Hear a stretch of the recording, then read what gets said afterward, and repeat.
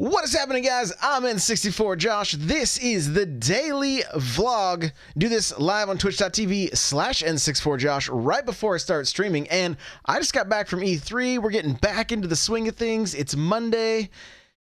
So I thought we're going to do a little Q&A where I will answer your guys' questions about E3. So first question comes from Shellshock Prime. Okay. Wants to know favorite game of E3 2019. Well, I played very few games. I did not play very many games, but I would say that my favorite game of E3, Marvel Ultimate Alliance 3, The Black Order. Loved everything about it. Really excited for this one. Can't wait to go like full on like play through this thing. I really liked it. It's kind of a button masher, and I'm okay with that. You know, I'm all right with that. It's got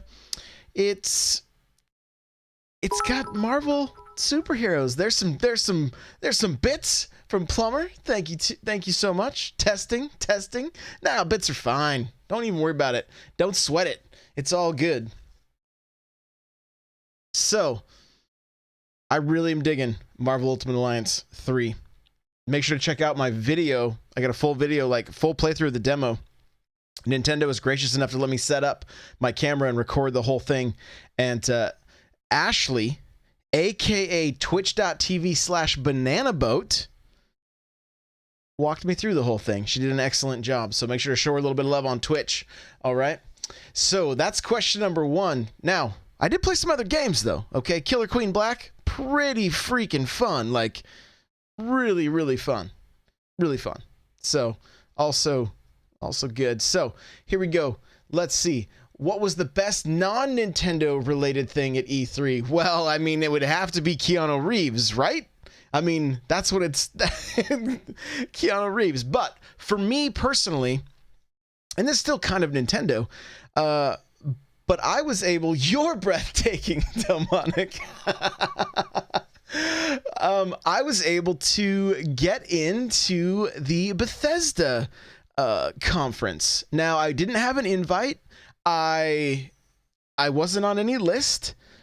I just happened to talk to PR and show them my media badge. And long story short, lady put a wristband on me and said, "Have fun." And so I got to meet some really cool people in there. I got to some really cool people. Like it was really great. The crowd was crazy. Like they were going nuts. There were some good things. Seeing a little bit more about Doom was great. I'm really excited for Doom Eternal. For people that are into, or hopefully going to be getting back into, Fallout 76, it was nice to see that there was more content there and some things for people to sink their teeth into. And I know there were some people that were bummed out that they didn't get to see certain games, but I mean, I was just in the moment, right? I was in the moment and loving every minute of it. So, guys, if you're just getting into the stream, we're doing an E3. I keep wanting to say E3 Q&A. So if you got questions, if you got questions, go ahead and ask them in the chat. We're gonna hit them up. But yeah, probably my favorite non-Nintendo thing was the Bethesda thing, and that's just because I was there and was able to experience it. Also non-Nintendo, but super amazing. And I wish I'd taken a better photo of it, was Monster Hunter. Like, they had this incredible monster that you could grab different weapons and take pictures with and stuff. It was pretty slick.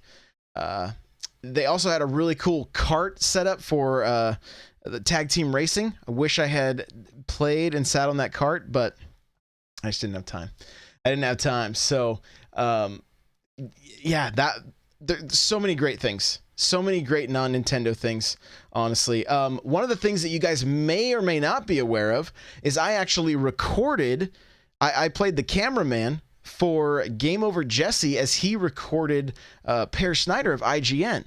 And so that was fun, getting to go into the IGN like little headquarters there at E3 and sit down and record. Kind of funny story.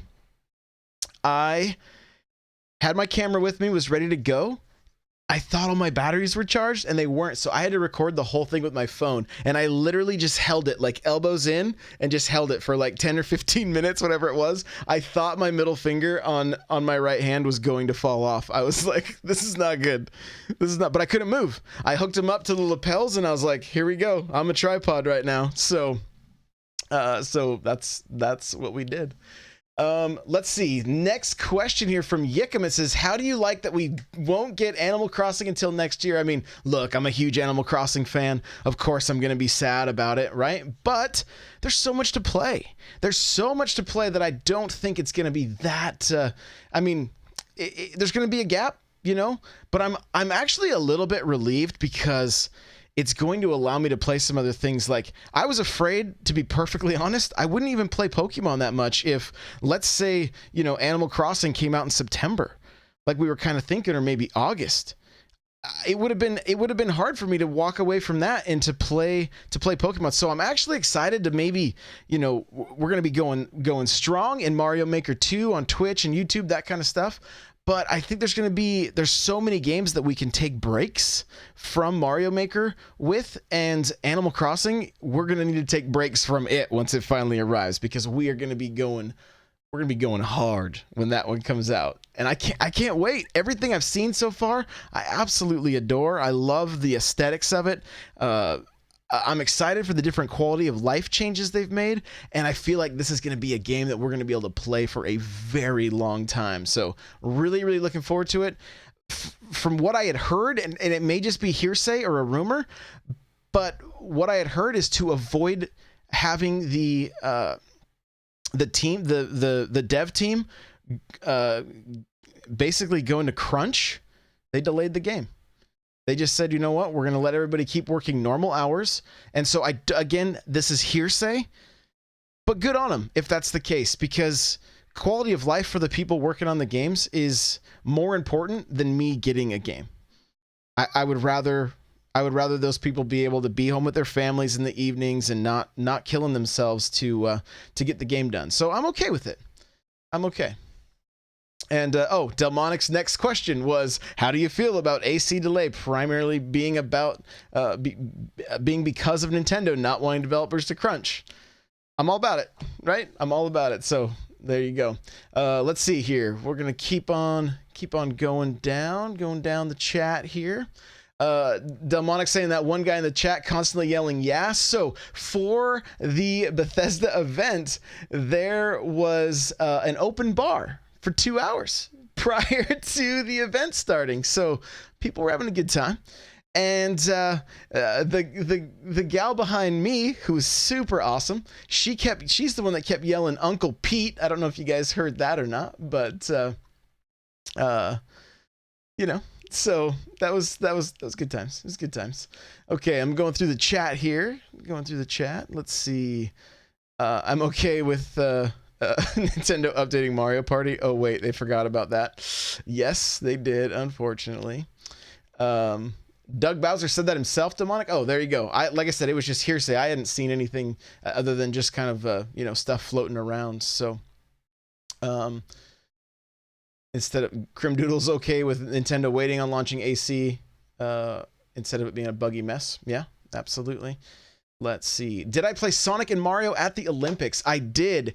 And let me tell you, I had a great time with it. I didn't actually set up my camera for it. I should have. I wasn't sure we were able to record in that area when I played it. But I got to do the surfing, I believe, and I did the karate. And I really liked everything I played. They were fun little mini games. I saw somebody tweet that it's the Mario Party that we deserved. I was like, whoa, that's a little harsh. I liked the mini games in Mario Party. Just kind of wish there was more to that game. But I've never purchased Mario and Sonic at the Olympics ever. And so this is a day one. After playing the demo, like watching the archery. And just just seeing the different mini games, I'm all about it. I am all about it. So it should be a good time. So let's see here. What? Let's see. Here's a question. Thoughts on Just Dance 2020 on Wii, but not Wii U? I'm down. I'm down. Bring it. Bring it. I think my sister is probably the only person that still buys Just Dance on the Wii. I don't know what's going on there. I'm not sure. Twitch Smuckron wants to know what are my thoughts on Dynomax. I think it's cool. Now you got to remember, I don't have a lot of history with Pokemon, right? Like when it comes to Pokemon, I'm pretty much like down with anything. I know that there are some hardcore fans that like want this or that, and honestly, I couldn't even tell you what this or that is. So watching, I mean, I think my life was finally complete when I saw, what is it called? Like I don't know, what is the Diglett trio or Dig trio? I don't even know what it's called, but when I saw that in Dynomax, my life was pretty much complete at that point. I don't know that I need to see anything else. That was it, you know? Pretty hyped about that. So Mega Evolutions and Z moves died for Dynamaxing. I honestly have no clue what you just said. I have no clue. Trio. There you go. Right? I mean, guys, you gotta just work with me here that I can even kind of name some of these things. All right. This is not my forte. So,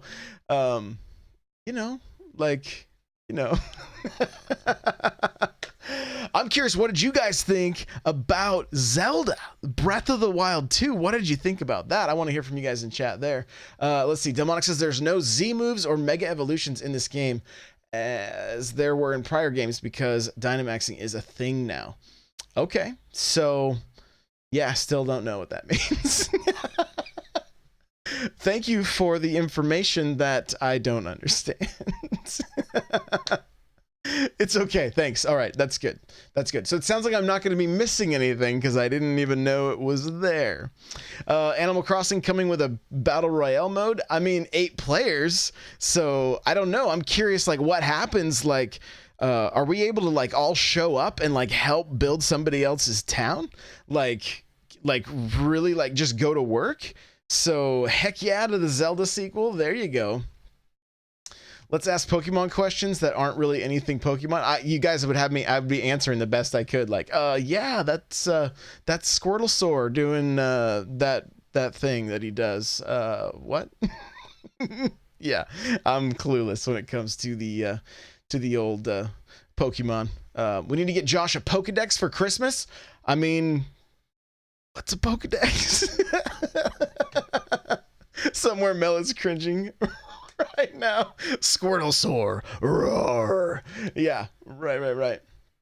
Did I see any Astral Chain stuff? No, they didn't have anything set up for that. The games they had set up, Mario and Sonic at the Olympics in the Nintendo booth. Mario and Sonic at the Olympics, Elder Scrolls Blades, Marvel Ultimate Alliance 3, The Black Order. Make sure you say the whole name. That's what they instructed me. If you guys didn't see the video there, Ashley was like, you gotta say the whole name. I was like, oh, okay. Okay, so what else do they have? Wolfenstein, New Blood, or Young Blood, I did play that. Trying to think. I played Dauntless, which was cool. It's like a Monster Hunter style game. Little quicker on the battles, a little less clunky.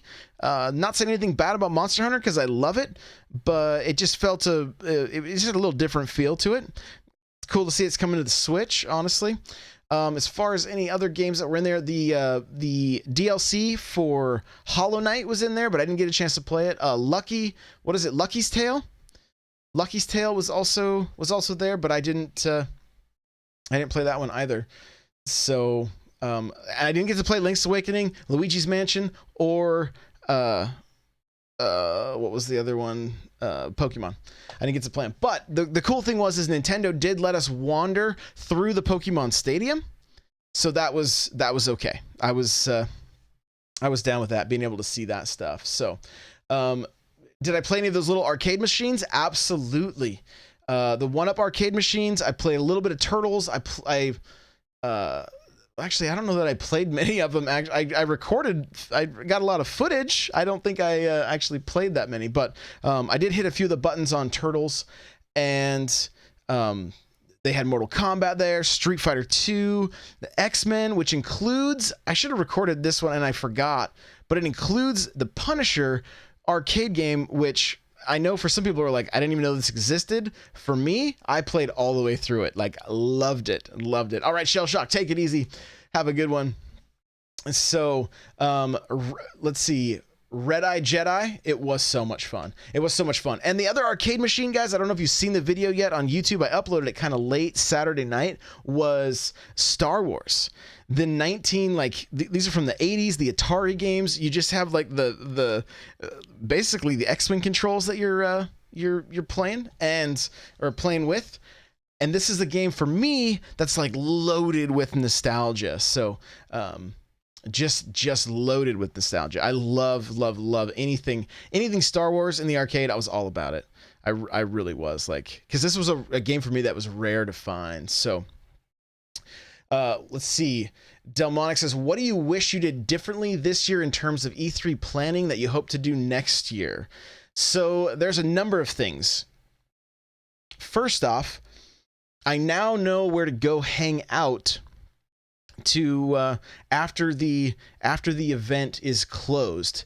I know where to go, where most of the people are. The sad thing was the first 3 nights, like Monday, Tuesday, Wednesday, I was like literally feet away, just a few feet away from where everybody was.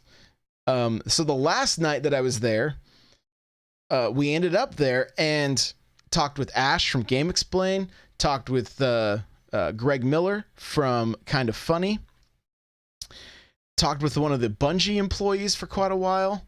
Like there was just so many different people congregated in this area, and so I will definitely be hanging out there quite a bit more next year, just because I mean it's really the place to be, just to connect.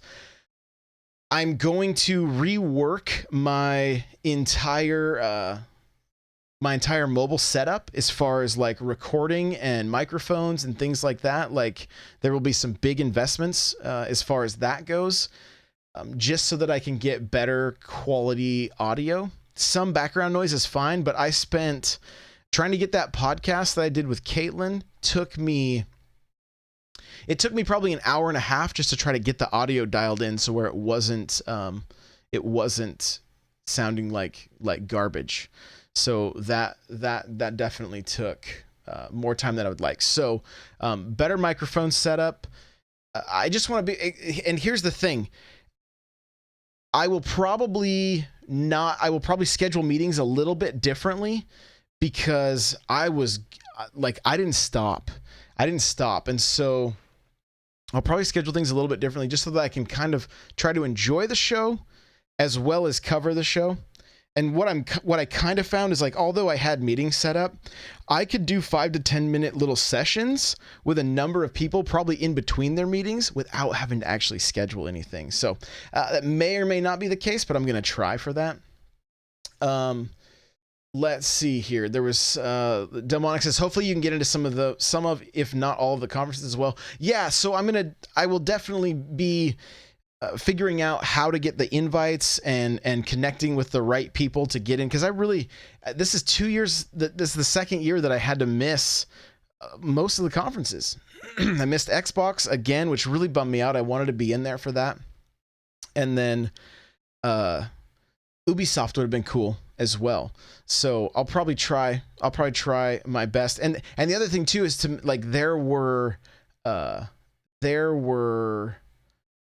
lots of like Fortnite had a party. I think Twitch had a party, and you had to kind of like RSVP to these things earlier. And so I was a little bit out of the loop, but I kind of know what I have to do now to make sure that doesn't happen again.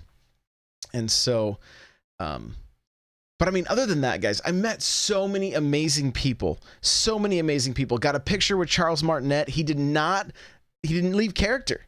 He stayed in character. You probably heard this on the podcast, but if not, like I opened my phone and the camera was facing the wrong direction, and he goes, uh-oh, and he put up an L. I think he was actually doing Luigi's voice for most of the for the short time I had with him.